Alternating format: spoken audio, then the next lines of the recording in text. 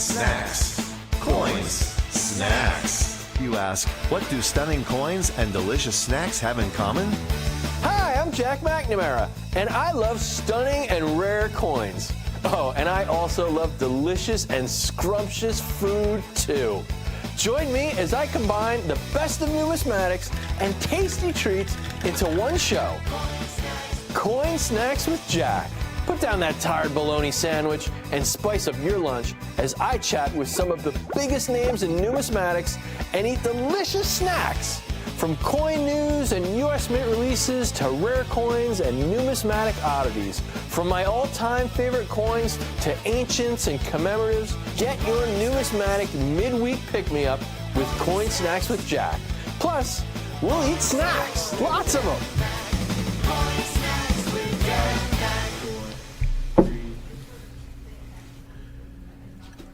Hey everybody, we are back with another episode of Coin Snacks with John Mercanti. Oh, I'm a little excited. Coin Snacks with Jack.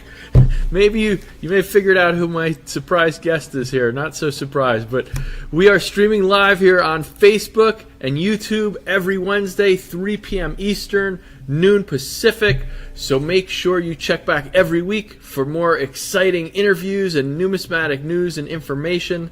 We have a lot of fun here. Thank you so much to everyone here at Rare Collectibles TV that helps this show run. We have Colleen, Nate, Joey, Sofer. And before I introduce my guest, I just want to take a second. I like to talk about, kind of current events in the world of numismatics. There's some big breaking numismatic news this week.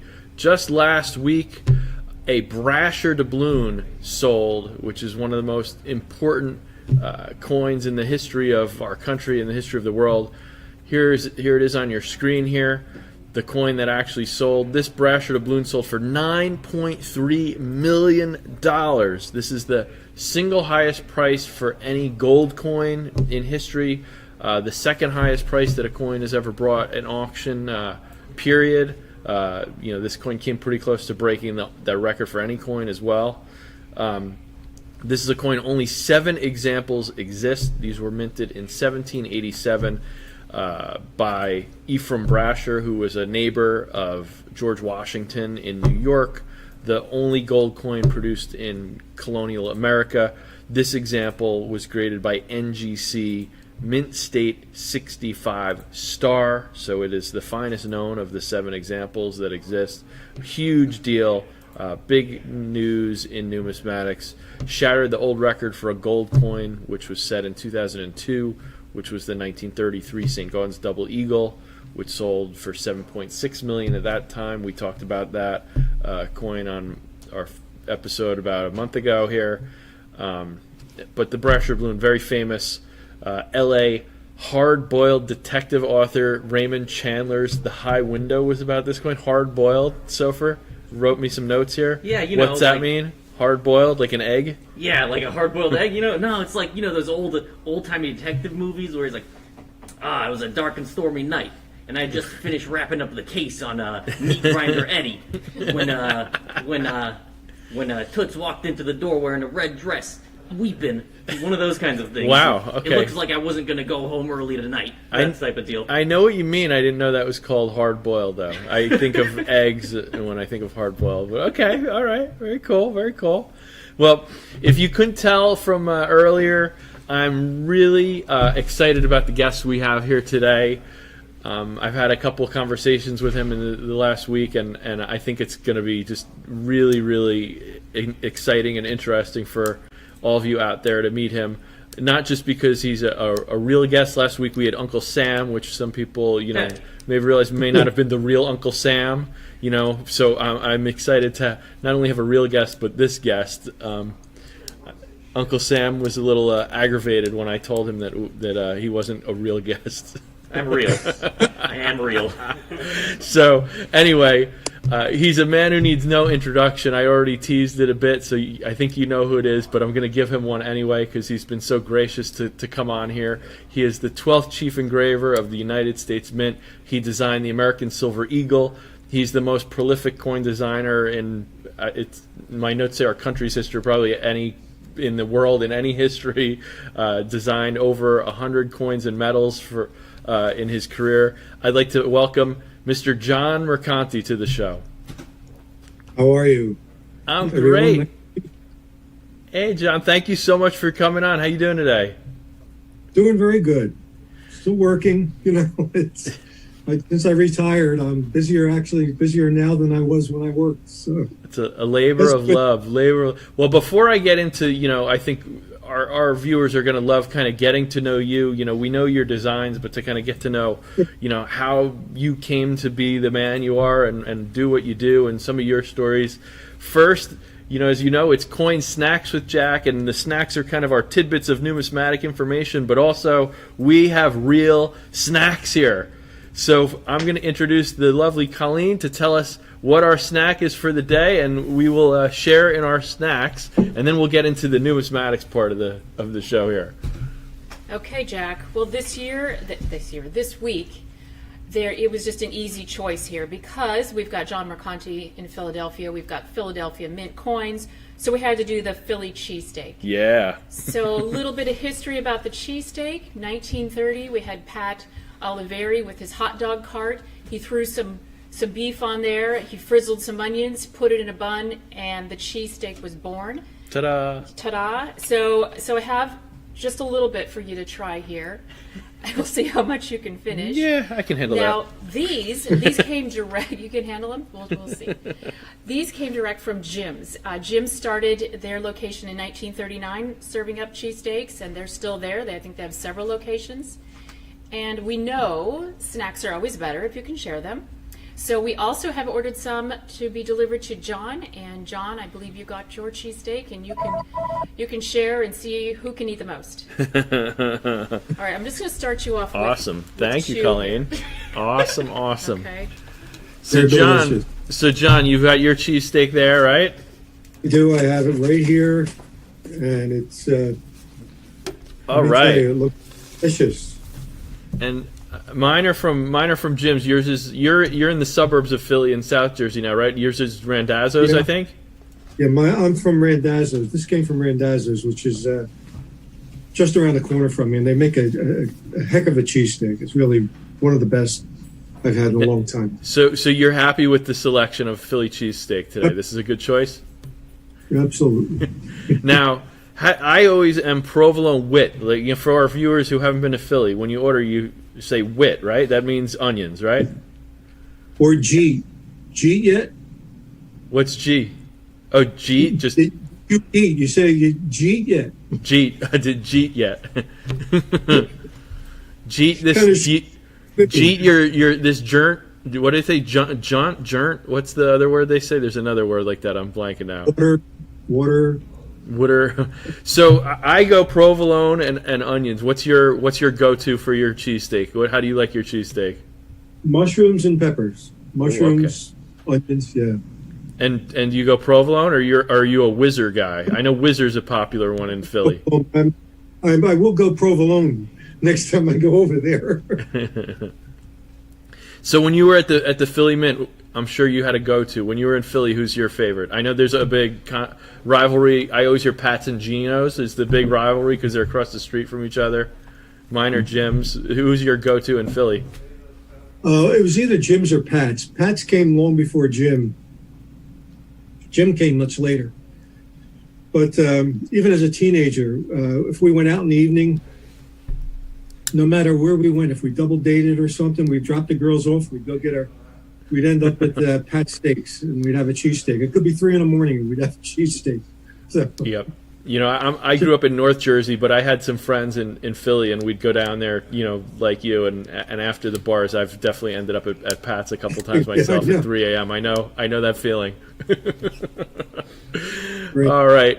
Well, as we enjoy our steaks, let's talk a little bit about coins and who you are and how you got into it. And so let's, I guess, start at the beginning. Like, how did you get into art? Because you are, you are clearly one of the, in the numismatic world, you're kind of the Babe Ruth of numismatic art here, kind of. So how did you get into art? Well, my mother was a bohemian. She was that's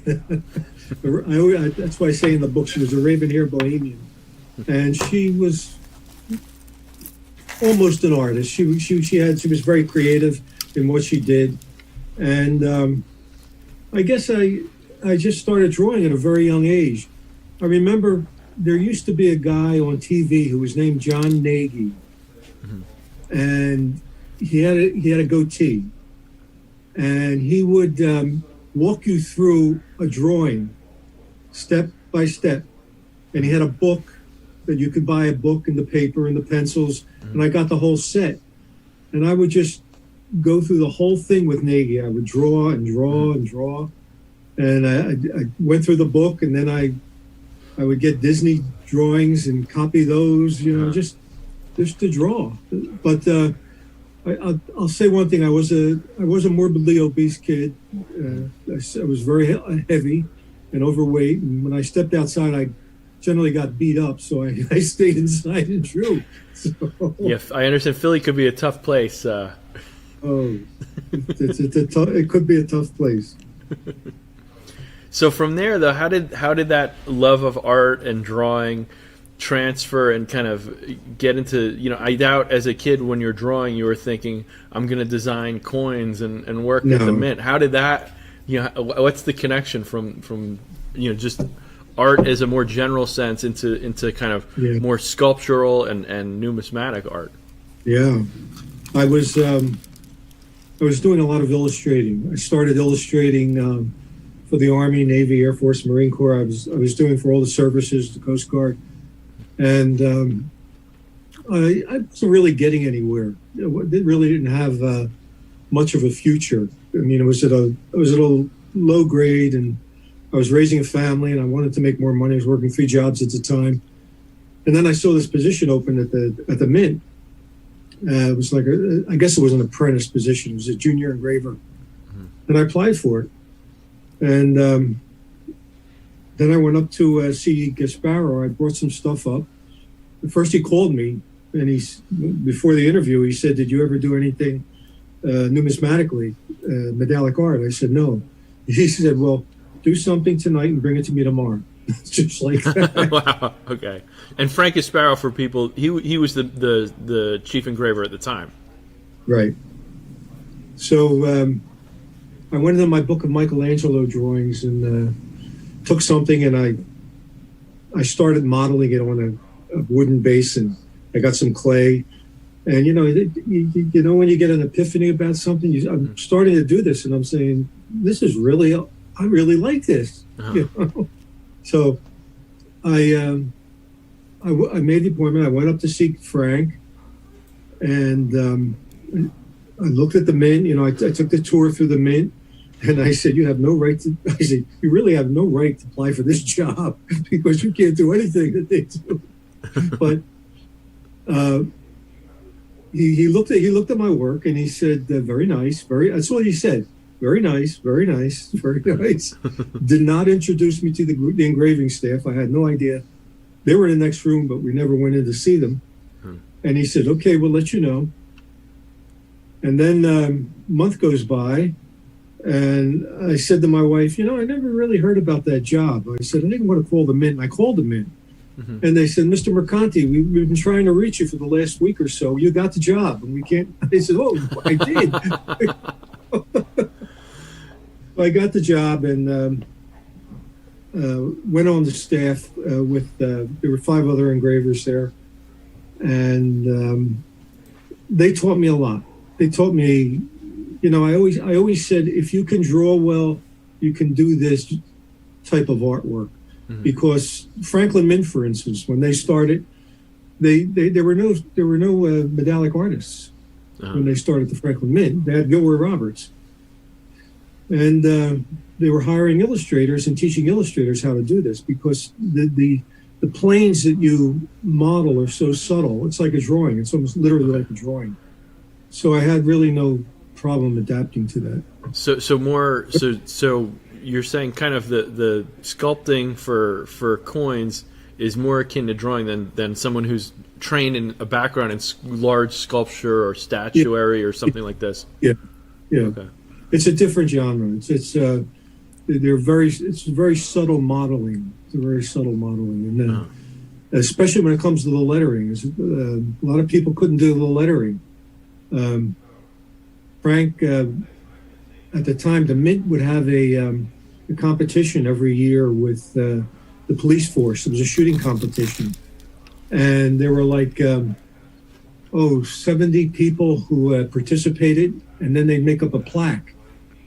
And he made me engrave all the words in it every year. So I became very proficient in cutting letters. Okay. But today they don't do that. It's all done digitally today. But we had to literally cut letters in backwards. Backwards. I forgot it's all backwards. I forgot about that. No wonder it's so hard. Okay, I get it. I've seen early U.S. coins where they would punch things backwards or upside down, and then they have to right, some of the early stuff. A whole cabinet full of punches, different styles of lettering that they used in the 19th century. They would even do figures. Some of them were eagle heads. Some of them were portions of military men, and they would punch these into the steel. And I tried it one time. It was pretty hard. Gasparo told me it took months to actually make a die that way, to actually to resolve it into a coin. Wow. Now, you were talking about Frank Gasparo a bit. He was the mint director when you started there, and I know you worked under him. What was he like? What was it like working for him?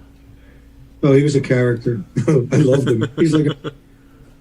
He was my numismatic father, I called him. I have a picture of him and my dad hanging in my studio. There's a picture together on your screen now. Can you see this one? This is the staff. That's Matt Peloso from the left.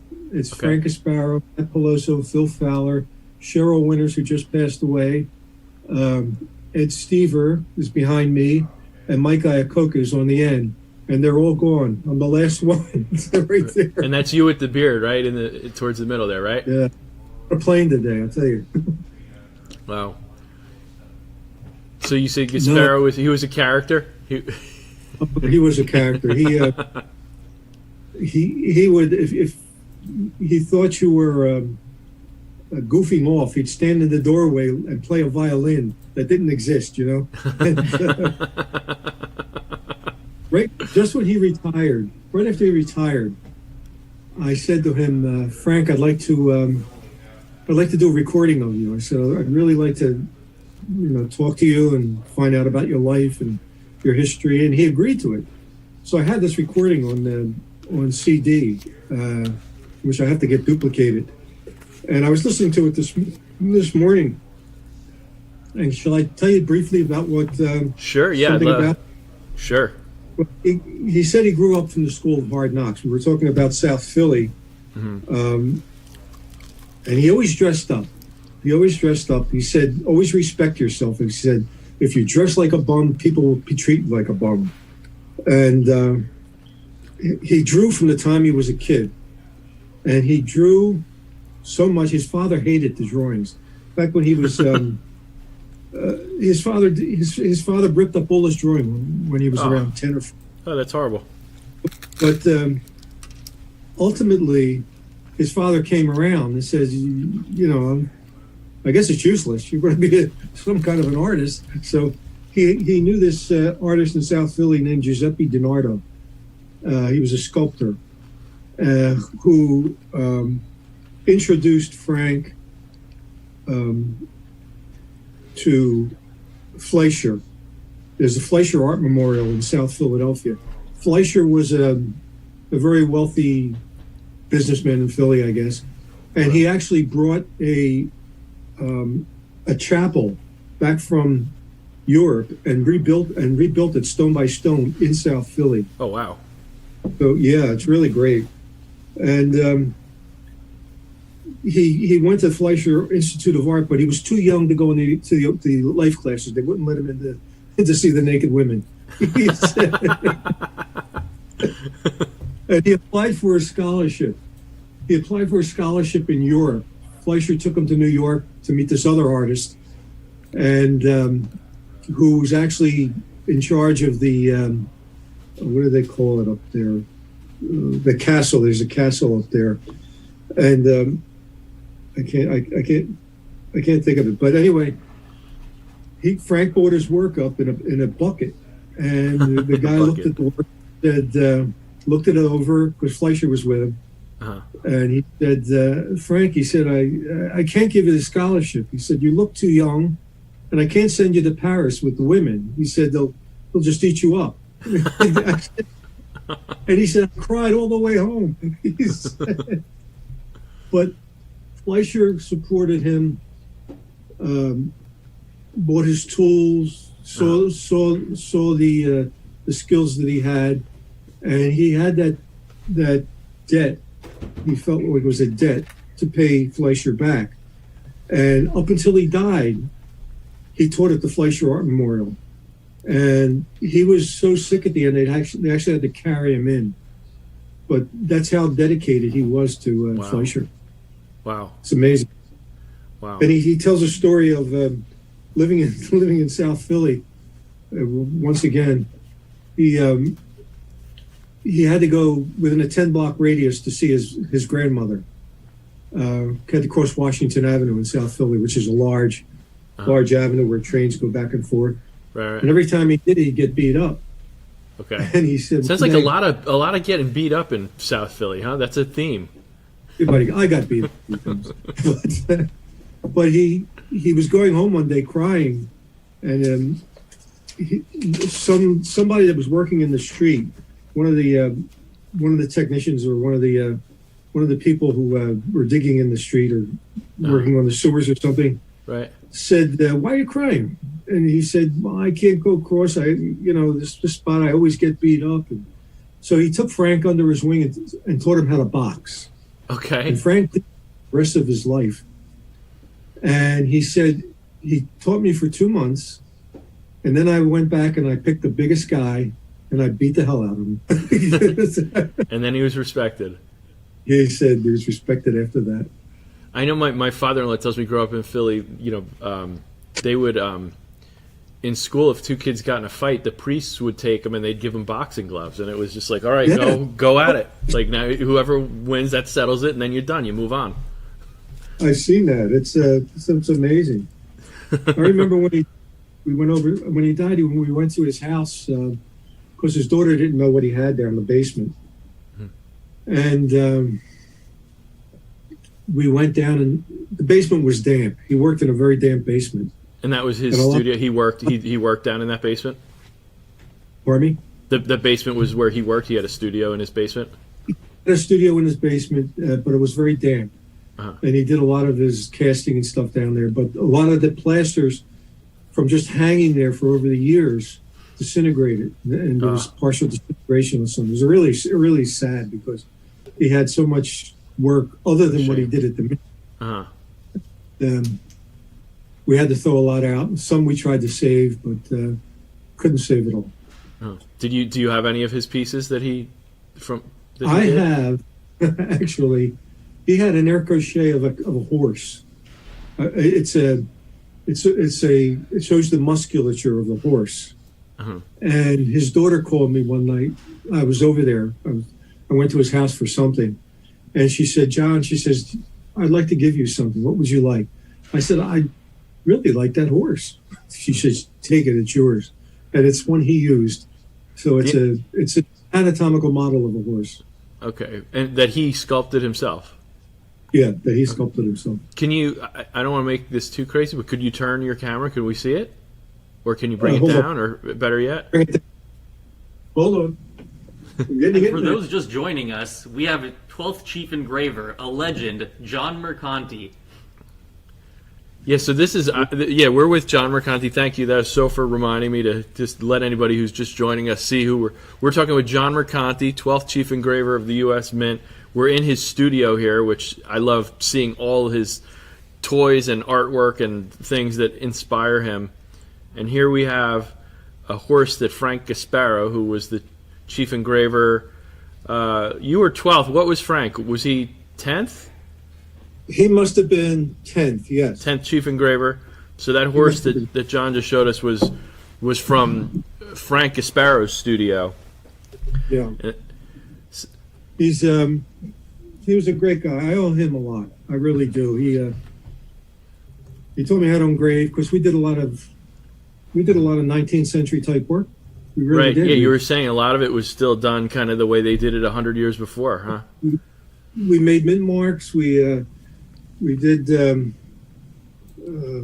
engraving. We engraved in gold, and we engraved in silver. We engraved in bronze, and that was something, because we would get a whole tray full of gold medals that had to have names engraved in them. Okay. So medals that were being they were going to recipients. Right. Okay. And what can I say on without kidding?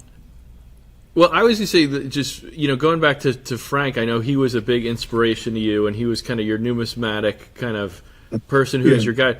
What other numismatic artists, whether they were, living or before your time, who were other artists then, once you got into coins and numismatics, what other artists really inspired you, or that you really admire their work, or things like that? One was Gilroy Roberts, Augustus St. Gaudens. So I did a lot of counterfeiting of his work, because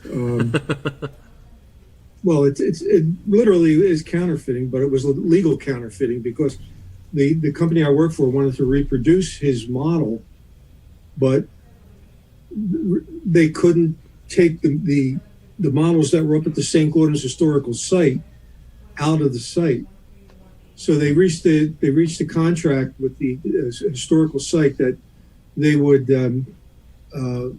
I would send a photographer up there.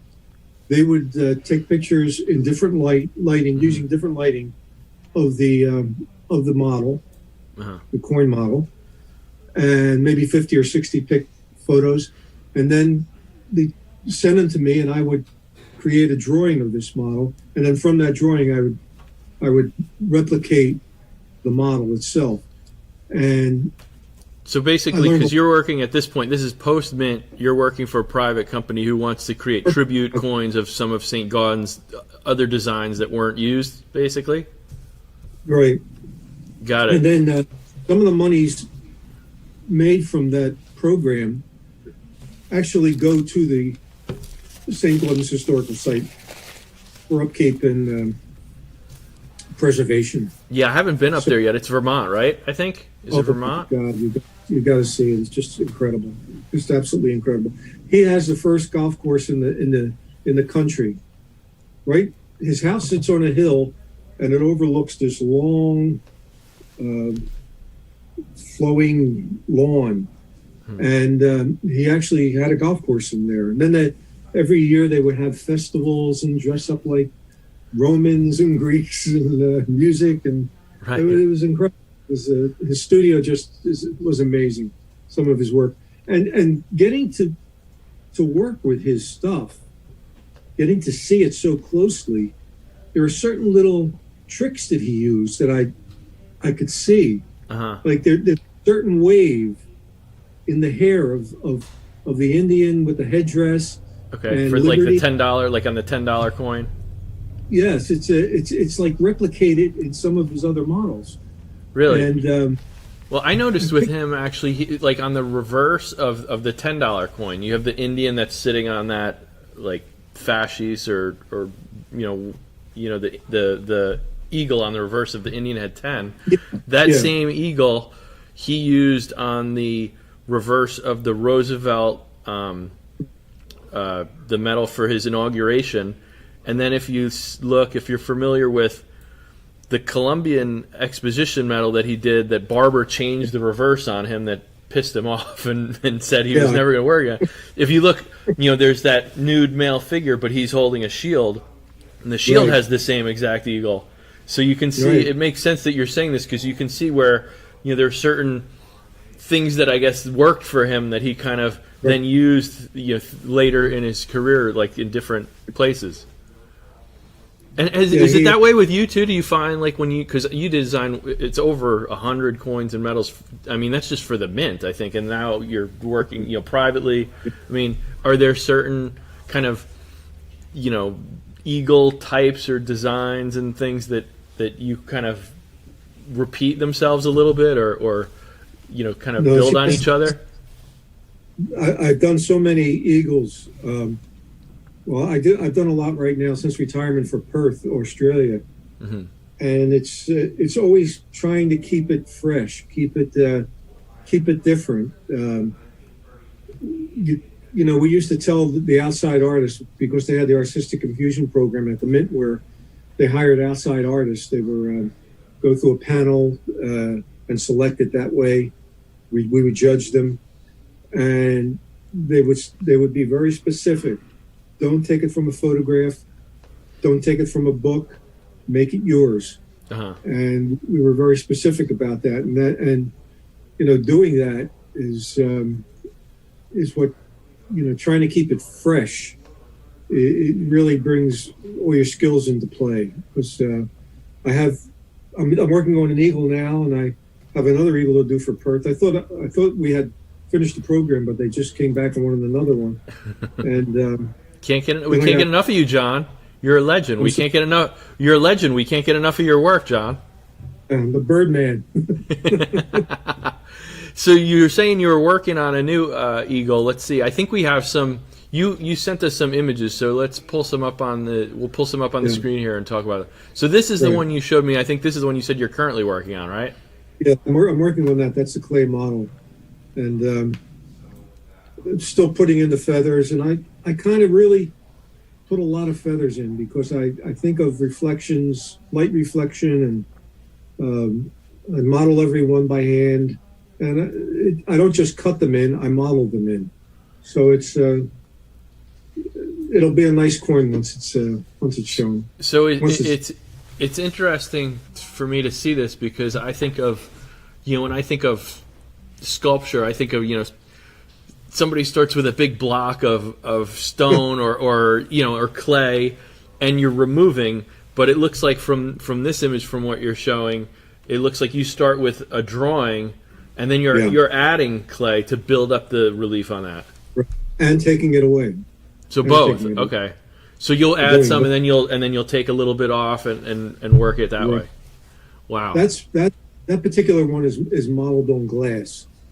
We used to have to model on a basin, which was concave, and it would be deeper in the middle than it was on the outside. And what was the basin made of? What was that made out of?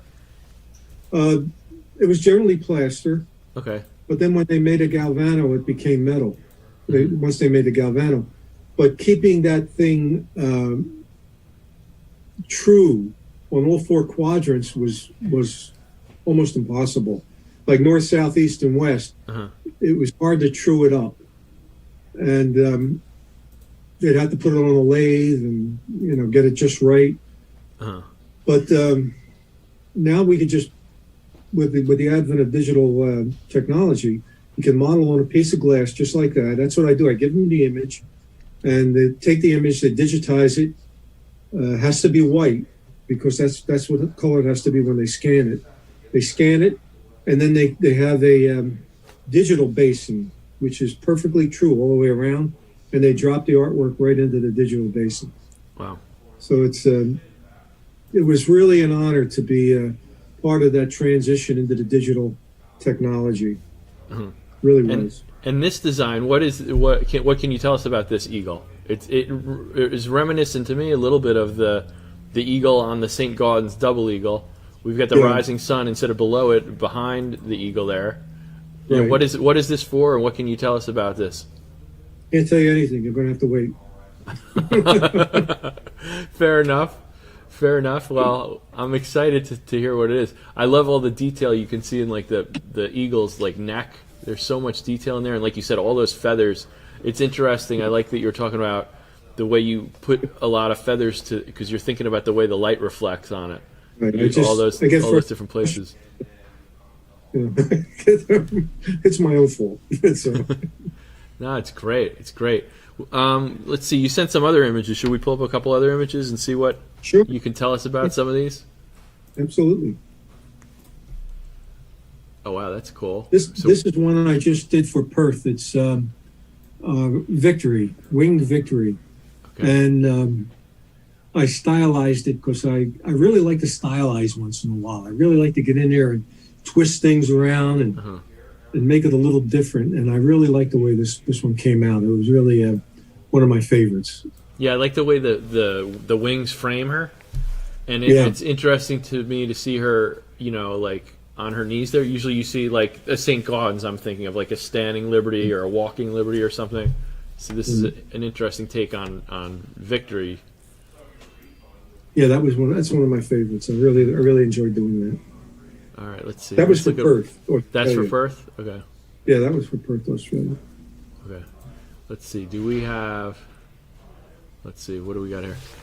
So, obviously, your probably most famous design is, I would say, as a numismatist, as a coin collector, I would imagine that the reverse of the American Silver Eagle, which we have here, that famous, heraldic eagle, as we call it.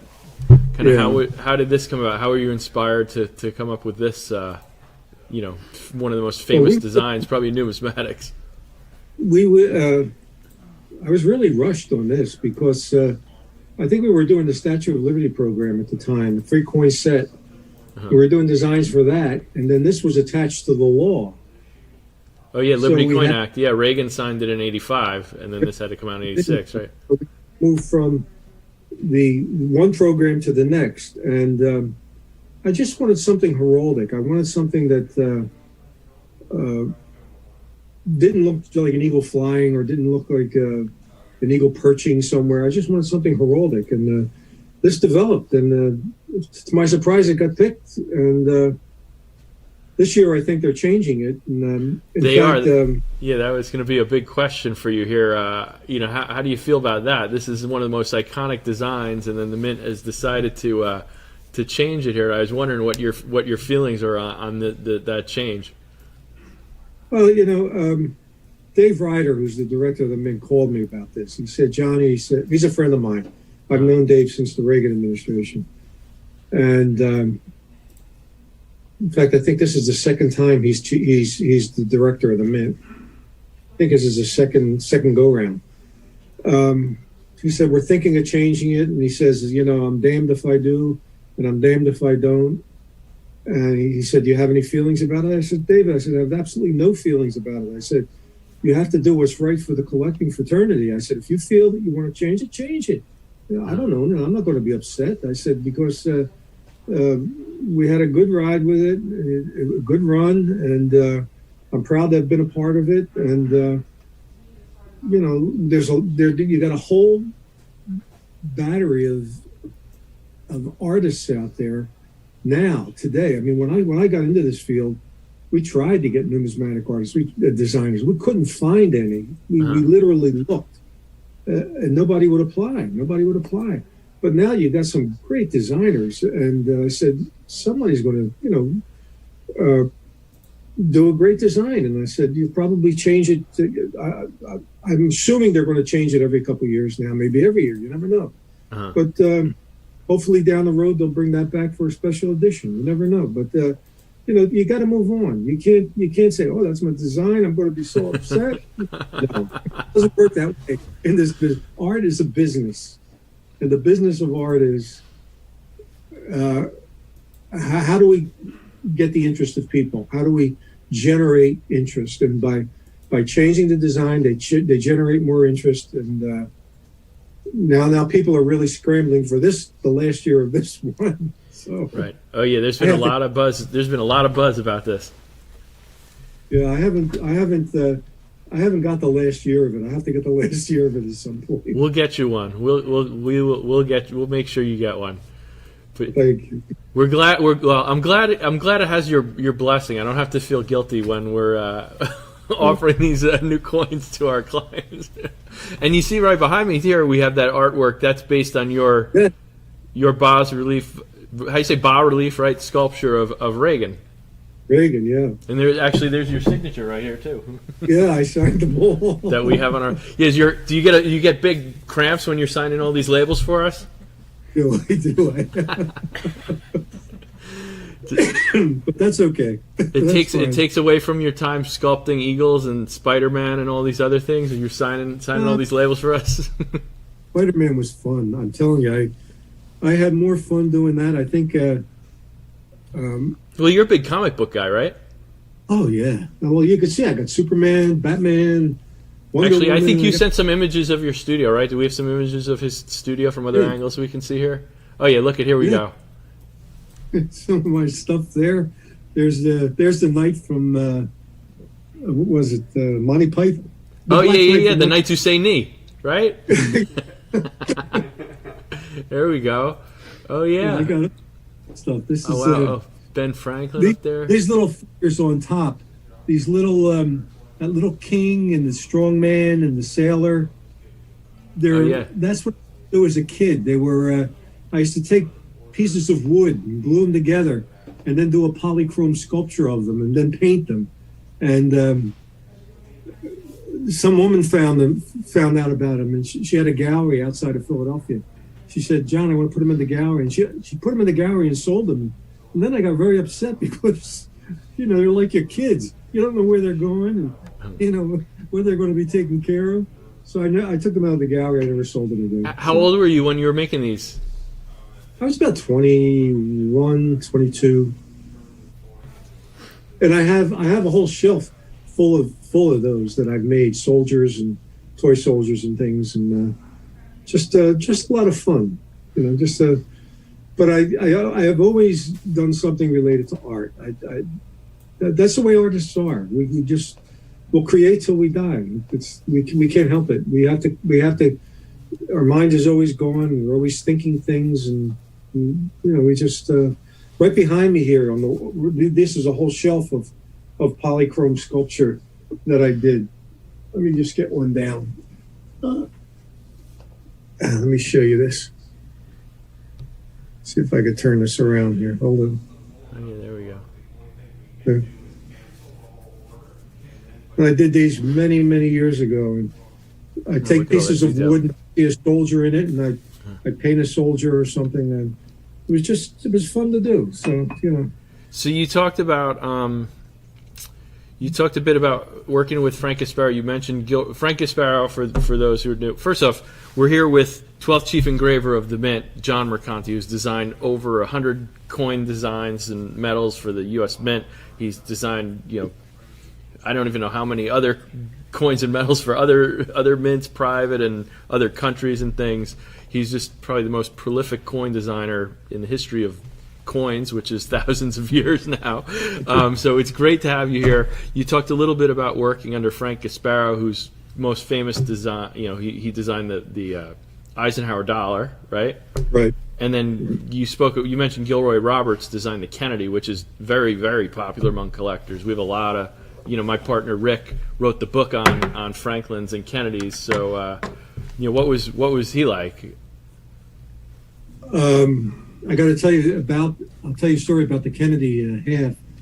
We always had problems striking that because Gilroy Roberts did the model, and he did it in a very short time right after Kennedy was assassinated, and getting it to strike and getting the image to come up, especially around the top of the head, was always a problem. You could never get what we call a fill. And at one point, every engraver, all six of us worked on the hair of Kennedy to try to get it down low enough so that it would strike and fill. So I think I was the last one to work on. Because even from the beginning, I know there was an issue with, there's a type 1 and a type 2 with the accented hair because Jackie, I guess, didn't like the look of it originally, and then they had to tweak it a little bit. So you're saying even later, continuing in the series, it was an ongoing issue. Right. We even there was a point where, how the old nickels used to run into the edge of the coin. We actually had to put we had to cut off the bust and create an edge to that portrait, because what they were doing, if I could explain this now without getting people confused, they would take a positive model, a positive die, which was steel, and then they would punch it into they put it in a press and punch it into another piece of steel so that you got a negative model. But before they did that punching, you would take the last digit off. Like if it was 1995, you take the 5 off, then put it in a press and punch, so you got 3 digits. And then we would take that coin or take that die and cut by hand the last digit in. Is that clear? I think so. So you take a positive, which essentially looks like the coin. You Right. push it into the die to create the die, which is a negative reverse image. You'd leave out the Right, last before- digit because it was so close to the edge, and then you'd Right. go in and hand carve that. So what happens is when you keep doing that year by year by year, you lose the edge of the coin. And it got to the point where the nickels had practically no edge at all. So we actually had to go back and remodel the whole thing or reposition it.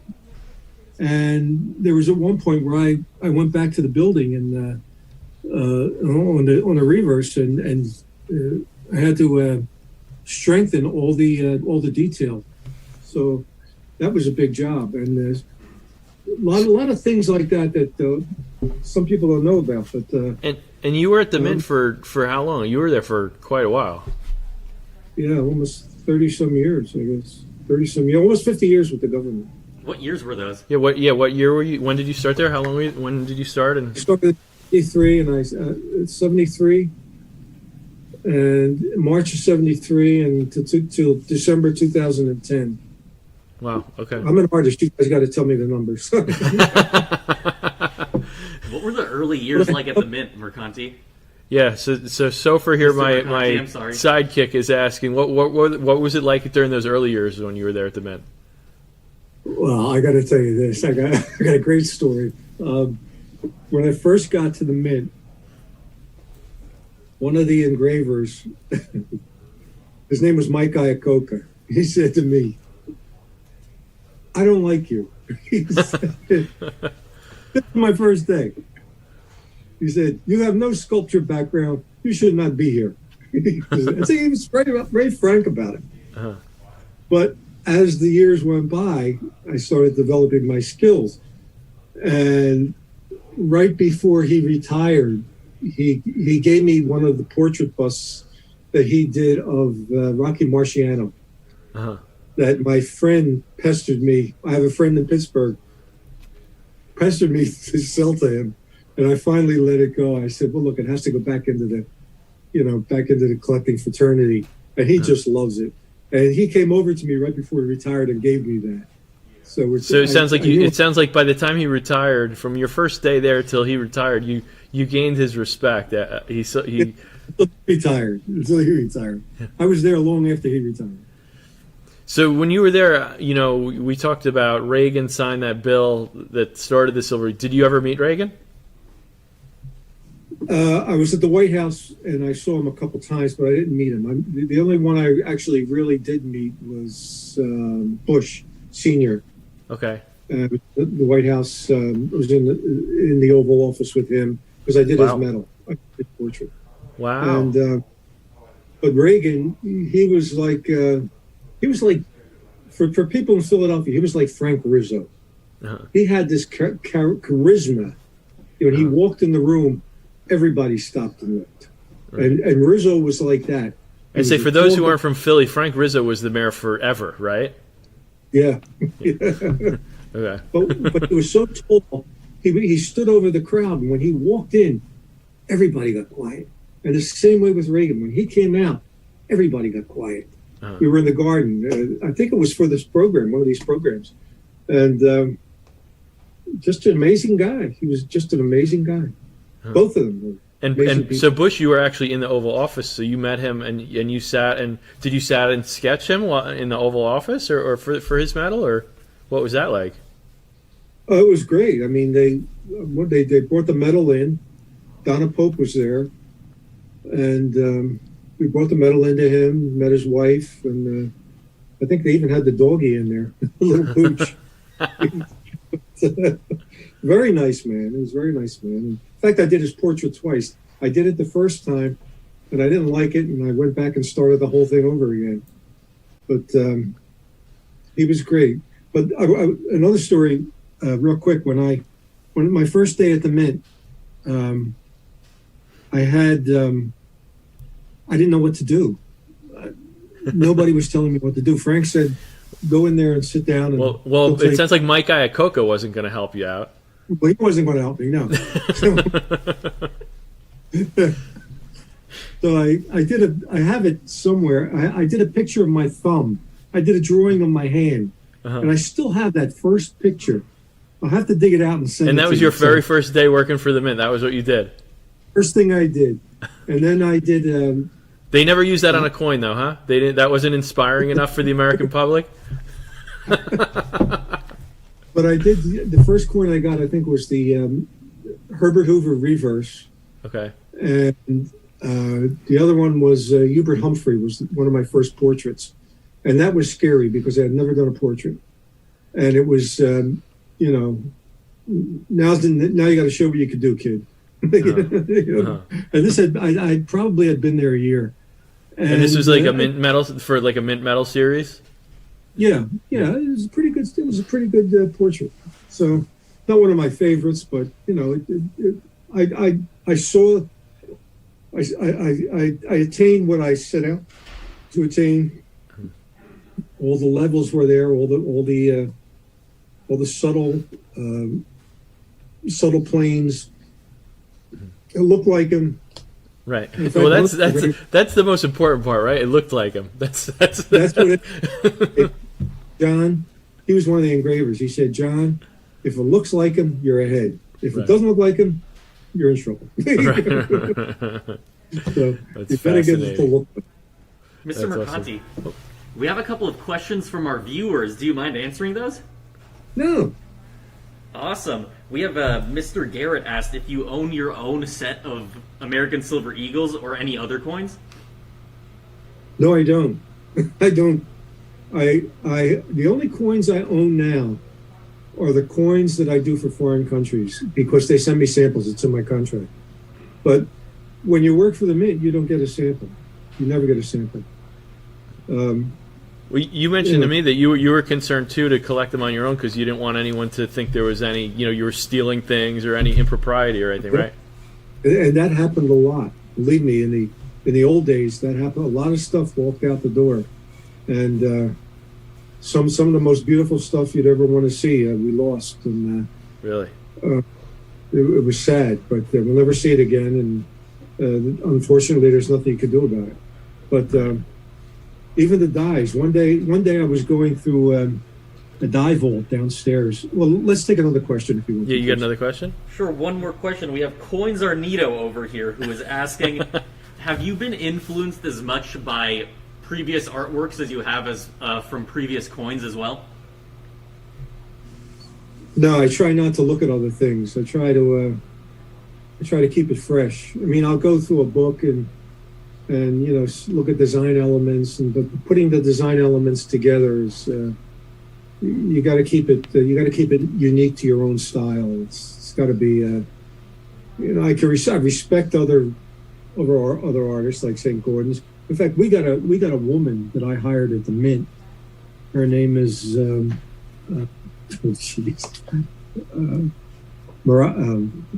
name? I have to get it up, but she's the Laura Garden Fraser, Phoebe Hempel. Her name is Phoebe Hempel. Phoebe Hempel, yep. She worked for a toy company, and Phoebe is the Laura Garden Fraser of the 21st century. Nobody is as good as Phoebe with clay. I mean, she is a master. She's absolutely a master at her work and her skills. And I have so much respect for her.